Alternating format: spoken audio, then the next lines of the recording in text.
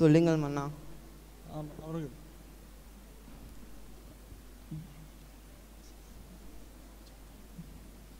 நீங்கள் நம் நாட்டில் உள்ள ஒரு மிக சிறந்த ஓவியரிடம் அழைத்து வாருங்கள். சரி மன்னா.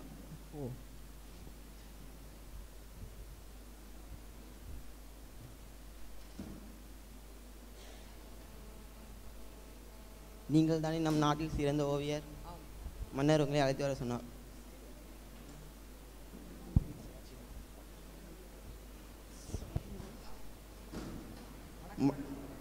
மன்னா, நீங்கள் அழைத்து வர சொன்ன ஓவியர். வணக்கம் அரசே. அமருங்கள்.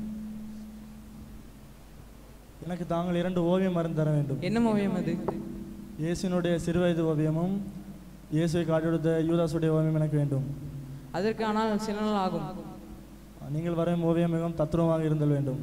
சரி அரசே, வருகிறேன்.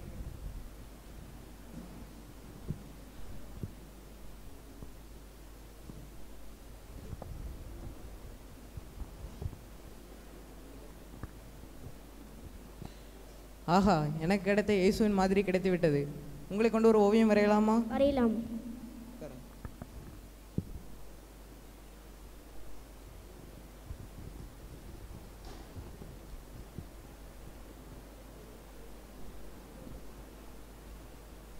ஆஹா, இந்த ஓவியம் மிகவும் அழகாக இருக்கிறது.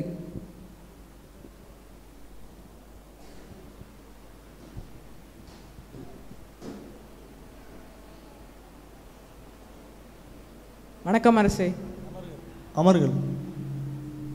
நீங்கள் கேட்ட ஓவியம் இயேசுவின் சிறுவயது ஓவியம்.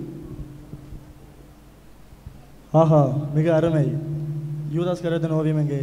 ஆனால் அதற்கு இன்னும் சில நாள் ஆகும். சீக்கிரம் செய்யுங்கள். சரி அரசே, வருகிறேன்.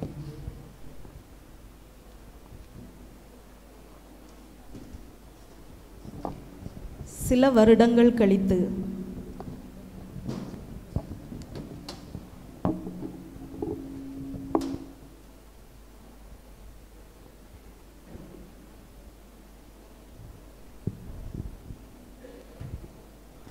உங்களை கொண்டு ஒரு ஓவியம் வரையலாமா?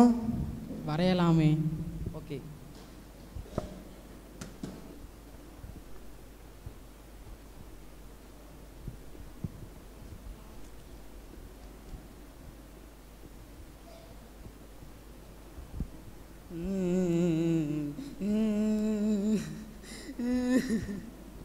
ஏன் அழுகிறீர்கள்?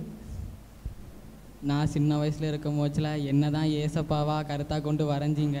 ஆனால் இப்போ என்னென்னா யூதாஸ் காரியோத்தா என்ன வரைகிறீங்க. என் முகம் என்ன பாவம் செஞ்சு இருளடைஞ்சு இருக்கிற மாதிரியா இருக்குது. நான் அவ்வளோ பின்மாட்டத்துலையா இருக்கிறேன். சரி, வருத்தப்படாதீங்க. நாம் இயேசுவோடு பயணித்தால் நம் முகம் பரிசுத்தம் என்கிற பிரகாசமாக இருக்கும்.